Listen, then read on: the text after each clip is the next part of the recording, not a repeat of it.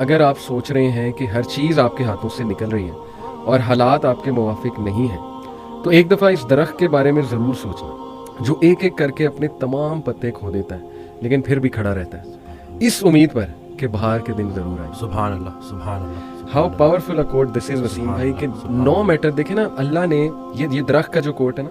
اللہ سبحانہ تعالیٰ نے کلمہ طیبہ پڑھنے والا، یعنی جو لا الہ الا اللہ پڑھ لیتا ہے، سمجھ جاتا ہے، اللہ کا تعارف اسے ہو جاتا ہے، اللہ نے اس کی مثال دی ہے ایک درخت کی سی سورہ ابراہیم میں، آیت نمبر میرے خیال 24-26، الم تر کیف ضرب اللہ مثلا کلمۃ طیبۃ کشجرۃ طیبۃ۔ اللہ نے کہا کہ کلمہ طیبہ کی مثال، اور ظاہر ہے کہ اس کے پڑھنے والوں کی بھی مثال، وہ ایک درخت کی سی مانند ہے جس کی جڑیں بہت مضبوط ہیں، اصلھا ثابت و فرعھا فی السماء، اور اس کی شاخیں آسمان کی بلندیوں کو چھو رہی، اور producing fruit, giving its fruit at all times, اور وہ پھل دے رہا ہے وہ درخت۔ تو یہ اتنا زرخیز درخت ہے نا، یہ جو امید اور یہ جو اللہ کے تعارف کا کانسیپٹ ہے، یعنی the strength it gives you کہ who is اللہ، یقین کریں کہ اس سے انسان وہ درخت کی مانند بن جاتا ہے جس پہ ہر وقت ہی بہار ہے، اور جو مرضی ہو جائے، اس کے پتے جھڑ جائیں، اس کی شاخیں ٹوٹ جائیں، لیکن وہ اپنی جگہ سے نہیں ہلتا، and that is the strong عقیدہ آئی بلیو۔ تو اگر آپ دیکھیں کہ گورے جو ہیں، ڈپریشن، سوسائڈ بہت عام ہے ان میں، وائی؟ بیکاز یہ جو نعمت ہے نا، توحید کی نعمت، یہ پھر مسلمان ہی اندازہ لگا سکتے ہیں کہ کلمہ ہے ہی اظہار یقین، جی پورا کلمہ ہے ہی اظہار یقین۔ اور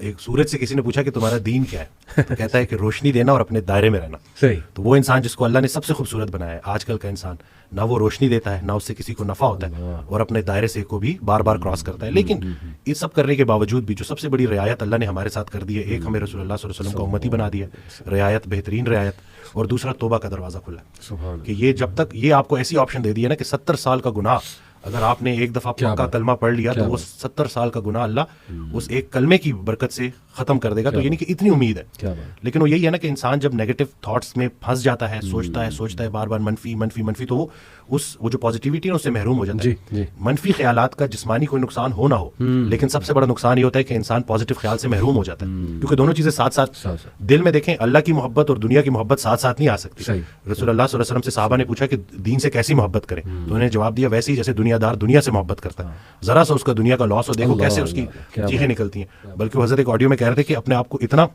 اللہ کے ساتھ جوڑ دو کہ شیطان تمہیں نماز کے لیے اٹھائے۔ تو آگے کہتے ہیں کہ وہ ایک واقعہ سنایا انہوں نے کہ ایک اللہ والا تھا، وہ اس کی فجر قضا ہو گئی،